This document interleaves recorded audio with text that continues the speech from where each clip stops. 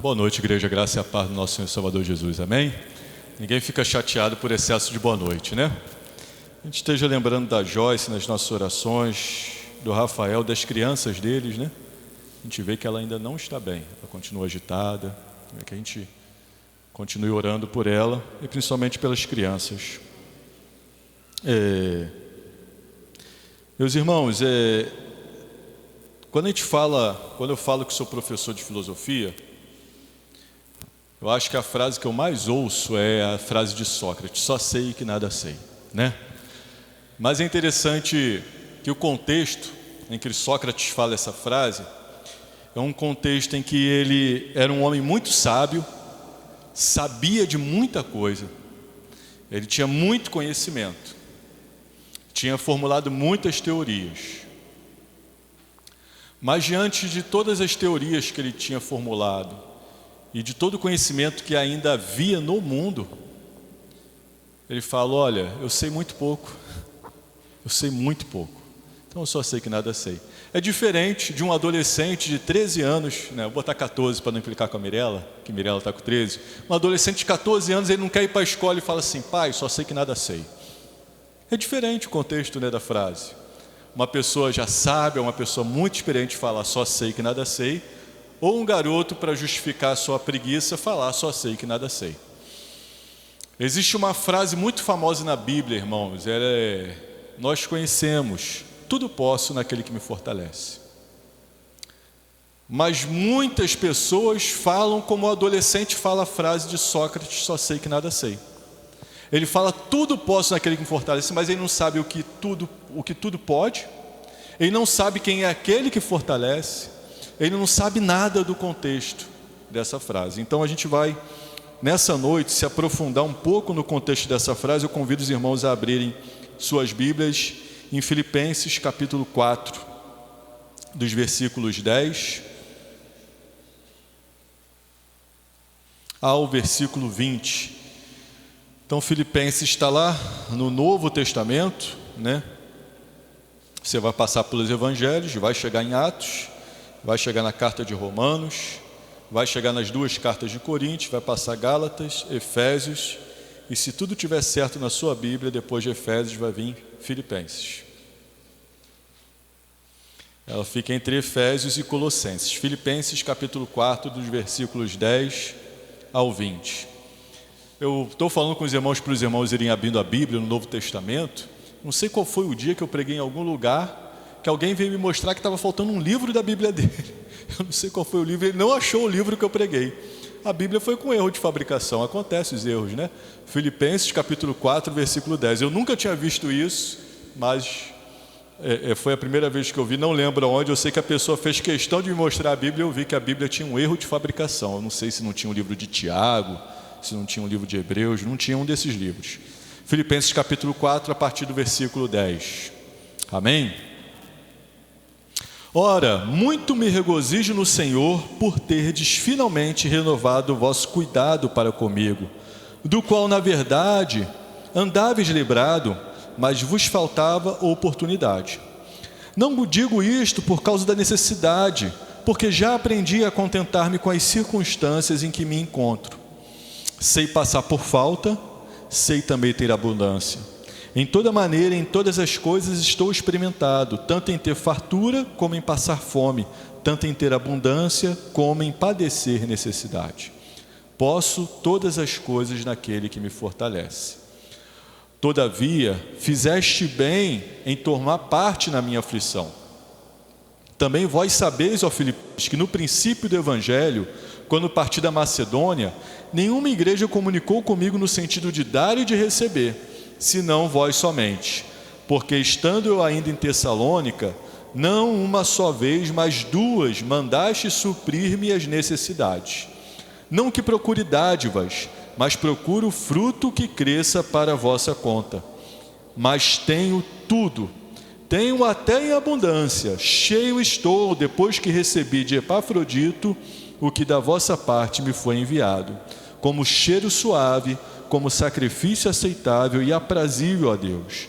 Meu Deus suprirá todas as vossas necessidades segundo as suas riquezas na glória em Cristo Jesus.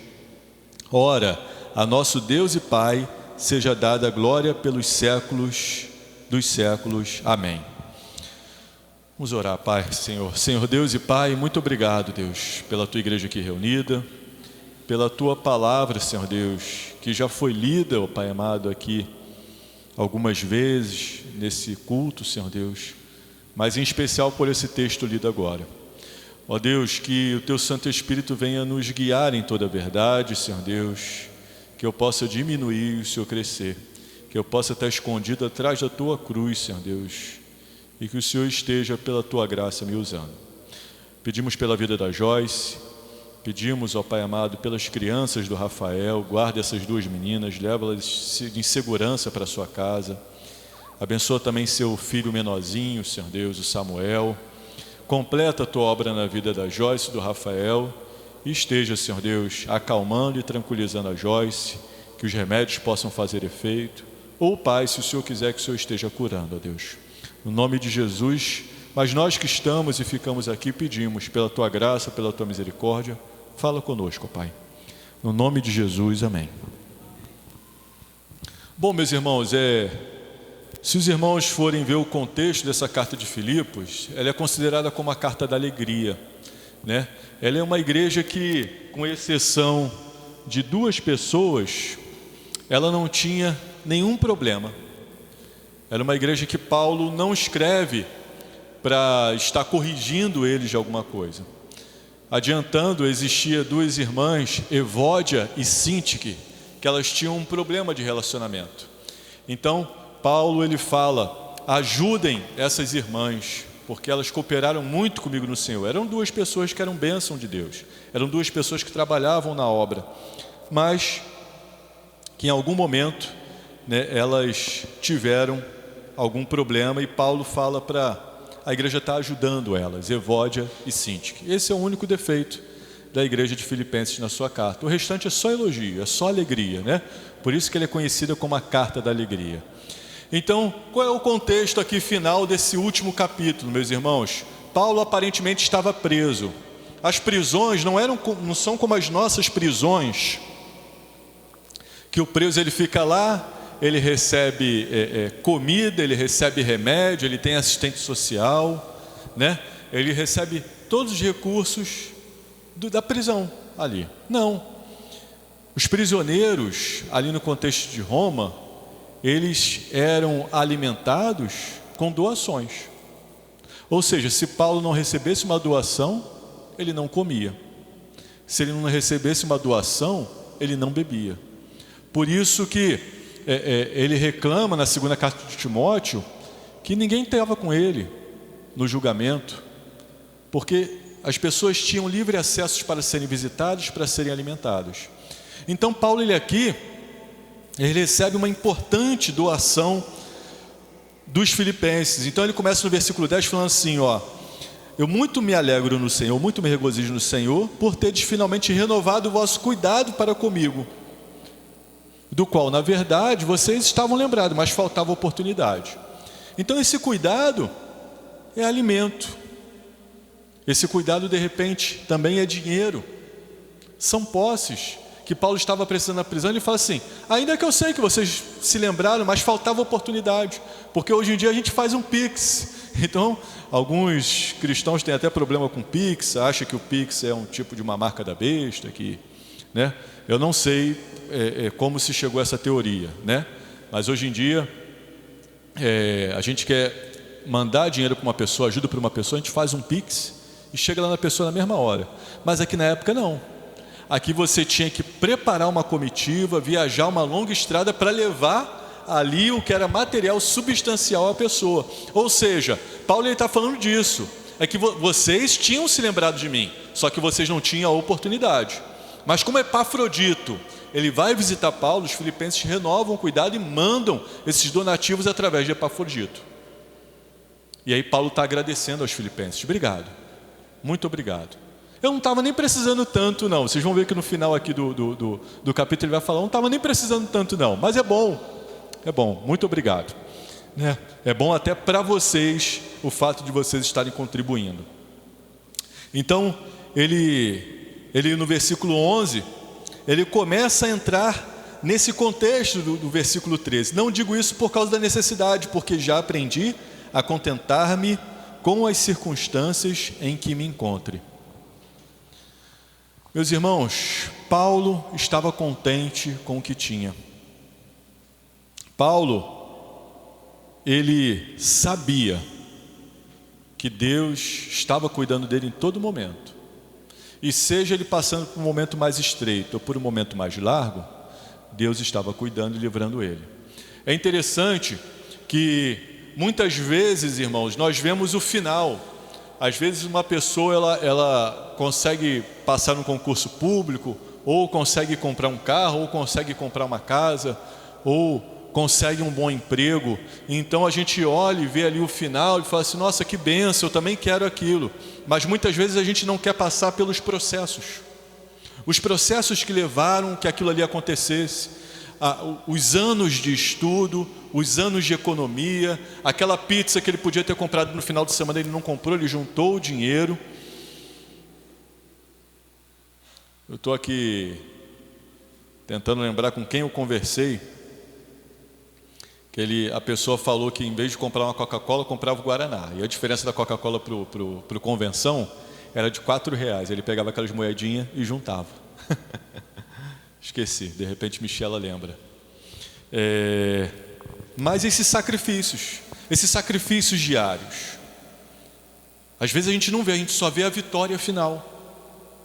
Então vamos lá, irmãos, 2 Coríntios, vamos lá para a gente ver um pouquinho do que Paulo passou. De repente vocês conhecem esse texto, mas não é uma perda de tempo lermos de novo. 2 Coríntios, capítulo 1, versículo 8, você volta um pouquinho em sua Bíblia, né? Como eu falei aí, você volta por Efésios, Gálatas, vai chegar em 2 Coríntios. Capítulo 1, versículo 8. Isso aqui é uma das experiências de Paulo. Quando nós lemos Atos, nós vemos que Paulo vai indo até Roma, o navio dele naufraga, ele fica numa ilha, a ilha ali de Malta, e na ilha de Malta ele é picado por uma serpente, e a serpente não faz. Então a gente sabe da história da vida de Paulo, muitas privações, muitos momentos difíceis que ele passou, mas olha o que ele fala aqui no versículo 8 do capítulo 1 de 2 Coríntios. Porque não queremos, irmãos, que ignoreis a tribulação que nos sobreveio na Ásia, pois que fomos sobremaneira oprimidos acima das nossas forças, de modo tal que até da vida desesperamos.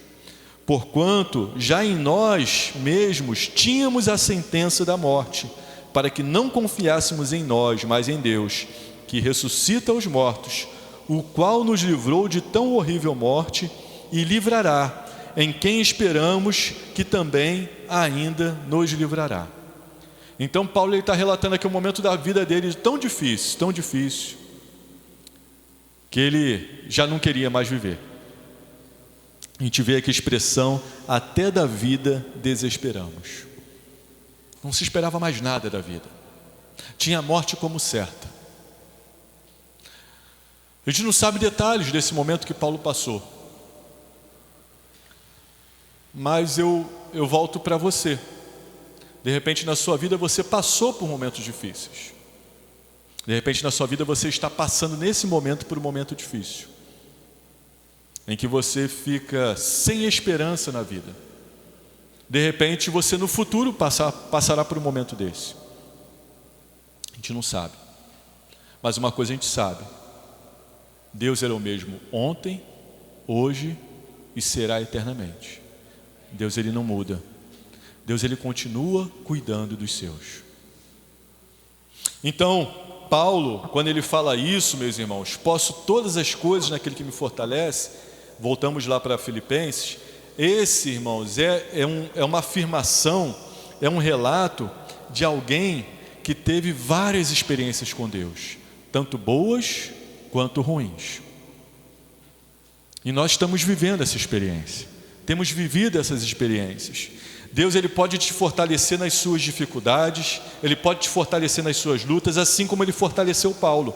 Então, nós temos que seguir em frente no nosso chamado, para aquilo que Deus nos chamou. Por quê? Porque Deus é conosco todos os dias. Ele está conosco todos os dias da nossa vida. Ele não nos abandona nem um minuto, nem um segundo. E por mais que venhamos a desesperar da nossa vida, e como Paulo, a gente às vezes não vê caminho, não vê circunstância, não vê uma porta para ser aberta, de repente é para que nós não confiemos na nossa força, de repente é para que nós não confiemos na nossa sabedoria, de repente é para que nós nos aprofundemos em Deus. Desesperamos, mas nos desesperamos em Deus. Enfraquecemos, mas enfraquecemos em Deus. Nos sentimos esgotados, mas nos sentimos esgotados em Deus. E Deus, que é poderoso para nos livrar da morte, nos livrará desse momento difícil, assim como livrou Paulo. Paulo agora ele está folgado. Paulo agora ele fala que ele tem abundância. Ele tem o que baste, né? Mas vamos, irmãos, para cereja do bolo, aquela frase que muita gente usa, né? Posso todas as coisas naquele que me fortalece. Meus irmãos, essa afirmação, ela não é mágica, não é uma mágica, ela não é um mantra que nós temos que ficar repetindo. Essa afirmação também não foi um dom especial dado para Paulo, que nós não possamos ter. Essa afirmação é fruto de uma caminhada com Deus, é fruto de uma mente renovada pelo Espírito de Deus, é fruto de uma mente que não se conforma com esse mundo, é fruto de uma mente que tem toda a sua esperança em Deus, porque Ele pode tudo em quem? Naquele que fortalece. A gente poderia colocar uma inversão seguinte: eu não posso fazer nada, eu não venço nada se eu não tiver aquele que me fortalece. Eu não sou capaz de fazer nada, eu não sou capaz de acordar, eu não sou capaz de respirar, eu não sou capaz de comer, eu não sou capaz de levantar a mão, eu não sou capaz de nada se Ele não me fortalecer. Então, de repente, esse seria um exercício melhor para nós falarmos, esse seria um pensamento melhor para nós falarmos. Jesus de uma maneira falou, né? Sem mim nada podeis fazer. Ele fala isso lá no capítulo 15 do Evangelho de João, quando ele está falando da parábola da videira, se eu não me engano, no versículo 5 do capítulo 15. Sem mim nada podeis fazer. Então Paulo, ele fala assim: eu posso passar por todas as coisas, tudo posso, tudo eu posso naquele que me fortalece.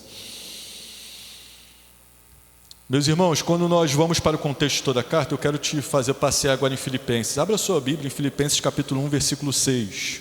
Olha como é que Paulo começa essa carta. Nós não vamos ler a carta toda, mas vamos ler alguns versículos. Versículo 6 do capítulo 1 de Filipenses diz o seguinte: tenho por certo isto mesmo, que aquele que começou em vós começou a boa obra, a aperfeiçoará até o dia de Cristo Jesus. A gente tem aqui o irmão Antônio Carlos e o irmão Couto. Eles são profissionais da construção. O irmão Wagner também tem uma experiência em construção, né? Mas não chega a ser um profissional específico da construção como o irmão Couto e o irmão Antônio Carlos. Eu tenho certeza que de repente o irmão Couto e o irmão Antônio Carlos, em alguma obra, as coisas não tenham ficado do jeito que ele queria. De repente o dono não pôde comprar o material que queria, de repente o dono quis fazer uma besteira, eles tiveram que obedecer o dono, alguma coisa assim. Mas imagina a obra de Deus. Será que falta recurso? Será que Deus tem falta de alguma coisa? Será que Deus não tem habilidade para fazer? Será que falta conhecimento para Deus fazer alguma coisa? Não. Então, Ele começou a boa obra. Ele começou a boa obra na sua vida. Ele começou a boa obra na vida daquela igreja. Ele começou a boa obra na vida de Paulo. E Ele iria aperfeiçoar essa obra. Então a gente vê, meus irmãos, olha o contexto de tudo posso naquele que me fortalece. Ele está fazendo uma obra. Vamos lá, versículo 21. do mesmo capítulo 1, porque para mim o viver é Cristo e o morrer é lucro. Olha isso, meus irmãos, até a morte será ao nosso favor. Até a morte será ao nosso favor. Morrer vai ser ganho, morrer vai ser lucro. Por quê? Porque estaremos na Nova Jerusalém, estaremos nos novos céus e nova terra, estaremos com o nosso Senhor, estaremos num lugar, numa terra que mana leite e mel, numa terra em que não haverá choro, numa terra em que não haverá noite, numa terra que não haverá injustiça, numa terra que não haverá sofrimento, em que não haverá morte. Capítulo 3, versículo 8, meus irmãos, da carta de Filipenses. Sim, na verdade, tenho também como perda todas as coisas pela excelência do conhecimento de Cristo Jesus, meu Senhor, pelo qual sofri a perda de todas as coisas e as considero como refúgio para que possa ganhar a Cristo. Então Paulo aqui, ele está afirmando que embora ele fosse da tribo de Benjamim, embora ele fosse fariseu, embora ele fosse zeloso, criado aos pés de Gamaliel, embora ele excedesse em muitos da sua idade, ele fosse alguém de renome na sua religião, ele fosse uma pessoa muito bem sucedida, ele considerava aquilo ali tudo como lixo.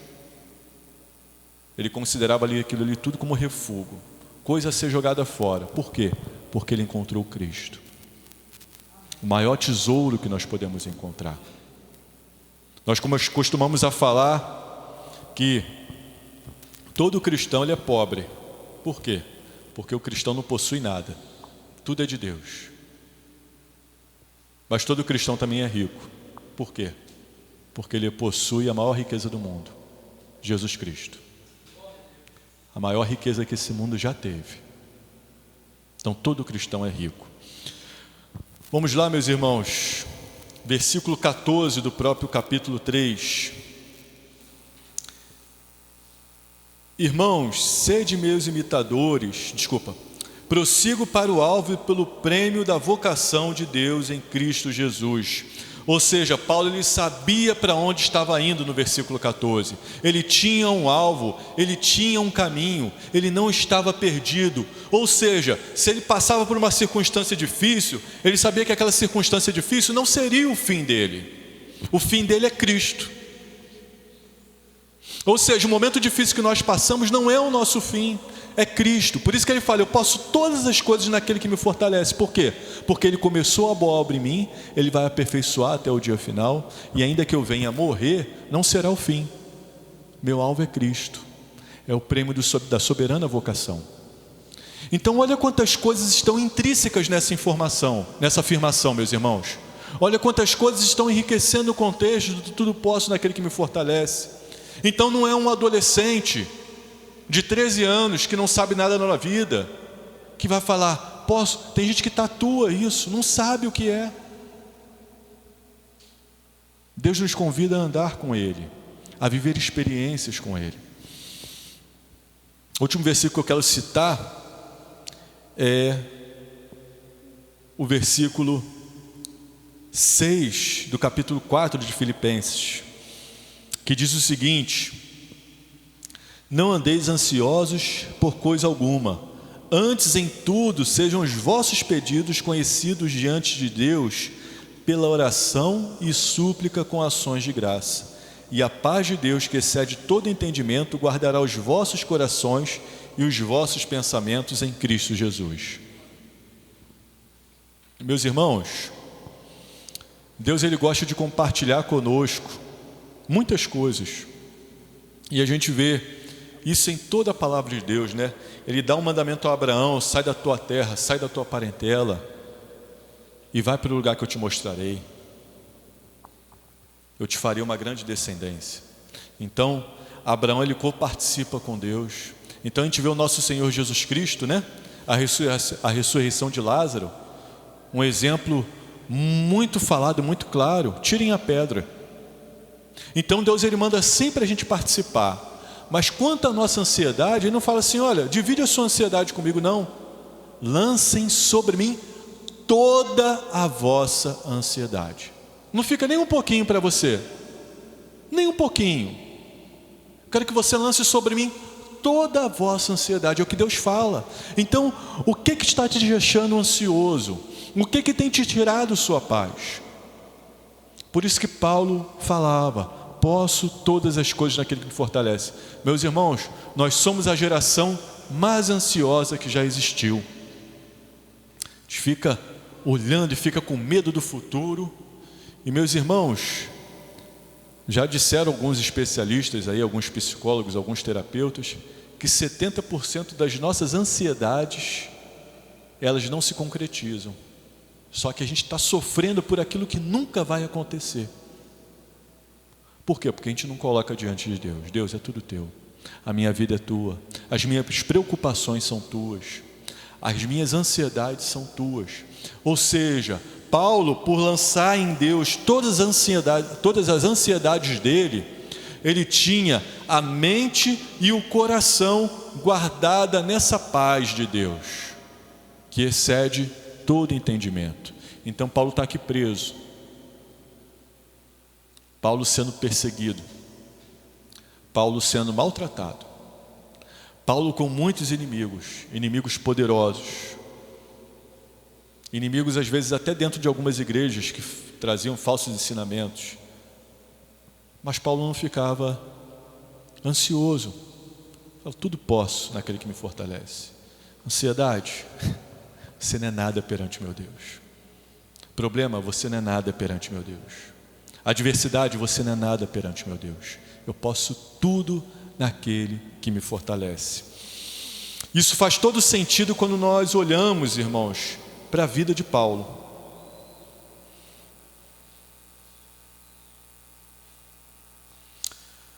Voltando aqui ao texto, passando do versículo 13, ele fala o seguinte, vamos lá para o versículo 18: mas tenho tudo, tenho até em abundância, cheio estou depois que recebi de Epafrodito o que da vossa parte me foi enviado, como cheiro suave, como sacrifício aceitável e aprazível a Deus. Ou seja, meus irmãos, Paulo, ele está aqui, em outras palavras, dizendo: olha, não precisa nem mandar mais nada, a gente já tem o suficiente aqui, eu estou cheio, eu tenho abundância, né? A gente vê, meus irmãos, coisas na Bíblia que a gente não vê no mundo real, né? Você já viu algum líder falar assim: ó, para de dar dinheiro que já está bom? Já viram? Não, é sempre mais, né? Não, manda mais, manda mais, manda mais. Parece até os filhos da sanguessuga lá em Provérbios: dá, né? O sanguessuga tem duas filhas, dá e dá. Mas Paulo fala assim: não, tem bastante coisa, graças a Deus, né? É interessante, meus irmãos, que Paulo, ele fala que ele está cheio, depois que ele recebeu de Epafrodito, mas ele fala que essas ofertas dos filipenses são um cheiro suave, um sacrifício aceitável e aprazível a Deus. A gente não dá para a igreja, a gente não dá para o outro irmão. Eles não deram para Paulo, eles deram para Deus. Então toda oferta que a gente dá, todo dízimo que a gente dá, toda mão de obra que a gente dá, às vezes a gente presta um serviço ajudando para a igreja e não cobra nada. Tudo isso não é para a igreja, não é para o pastor, não é para a liderança, não é para A, não é para B, não é para C, é para Deus. É um cheiro suave e agradável diante de Deus. E aqui eu gosto muito do versículo 19, meus irmãos, que Paulo ele fala o seguinte: meu Deus suprirá todas as vossas necessidades segundo as suas riquezas na glória em Cristo Jesus. Promessa linda, né? Que promessa maravilhosa de Deus.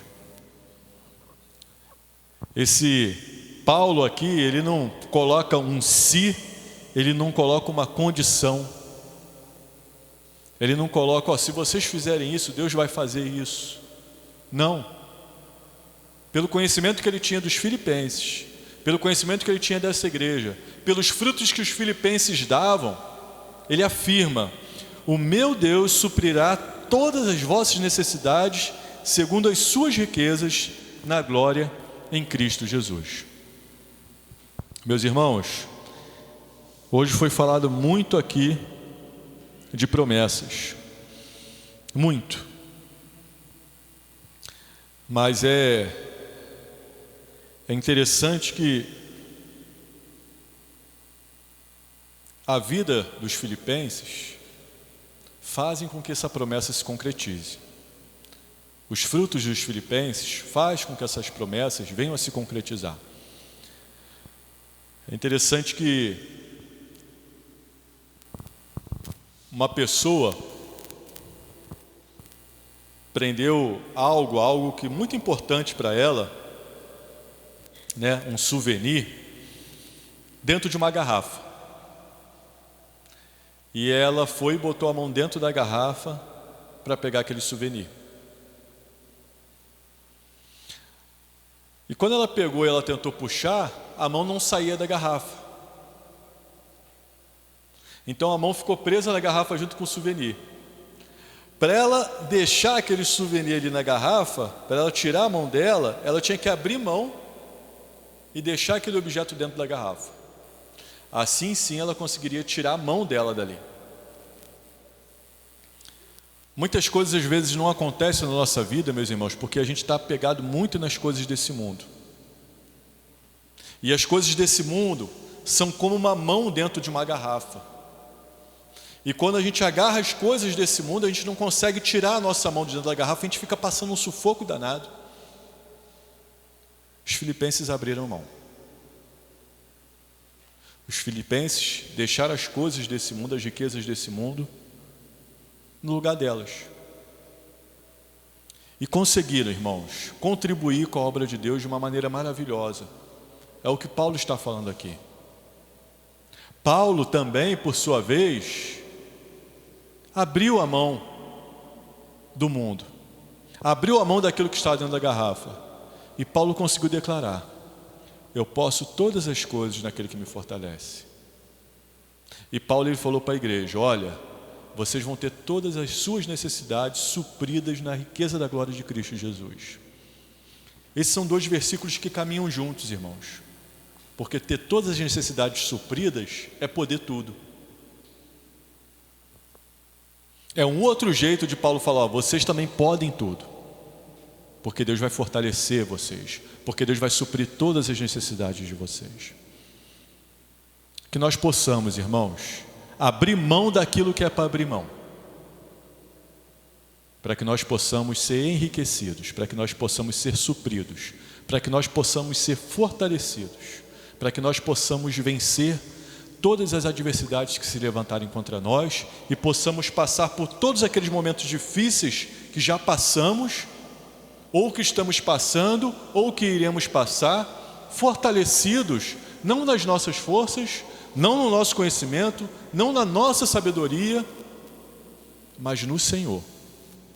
Amém? Vamos orar? Pai, nós somos Teu povo, Senhor Deus, nós somos a Tua igreja. E só o Senhor sabe como está a vida de cada um de nós, ó Deus. Ó Deus, embora cada um de nós tenhamos as nossas lutas, embora cada um de nós tenhamos as nossas necessidades, ó Deus, o Senhor, ó Pai, é poderoso para nos fazer triunfar sobre todas essas adversidades, ó Pai amado. Então, Senhor Deus, nós queremos lançar todas as nossas ansiedades diante de Ti. Sejam necessidades financeiras, sejam necessidades sentimentais, sejam preocupações com a nossa família, com os nossos filhos. Ó Pai amado, sejam preocupações com o futuro, Senhor Deus. Nós queremos deixar tudo diante de Ti, Senhor Deus, sabendo que o Senhor nos fará, ó Pai amado, passar por tudo, vencer tudo, porque nós podemos tudo no Senhor que nos fortalece, Senhor Deus. Assim como o apóstolo Paulo passou por momentos, ó Pai amado, de necessidade, assim como o apóstolo Paulo passou por momentos de se sentir desesperado da própria vida, pensando que não haveria nenhuma solução, o Senhor o supriu, o Senhor o livrou, o Senhor o exaltou. E nós pedimos, ó Pai amado, para nós e para a nossa vida, Senhor Deus, que nós possamos ter a certeza de que o Senhor começou a boa obra em nós e o Senhor aperfeiçoará até o dia final, Senhor Deus. Que nós possamos ter certeza, Senhor Deus, que o viver é Cristo e o morrer é lucro, o morrer é ganho, Senhor Deus. Que nós possamos, ó Pai amado, colocar todas as nossas ansiedades, tudo aquilo que tem tirado a nossa paz diante de Ti, porque o Senhor tem nos guardado, Senhor Deus. E nós sabemos que o Senhor, em Cristo, suprirá todas as nossas necessidades. Muito obrigado, Senhor Deus. Abençoe também as pessoas que estão participando desse culto dos seus lares, nas suas casas. Que essa palavra possa fazer o que Te apraz nos nossos corações e nos corações de todos aqueles que estão nos assistindo e vierem nos assistir, ó Pai. Que a graça do nosso Senhor e Salvador Jesus Cristo, que o amor de Deus, a consolação e o conforto do Espírito Santo repousem sobre todos nós e sobre todo o povo de Deus espalhado na face da terra, e aqueles que creem digam amém. Uma oração silenciosa, estamos encerrados, irmãos.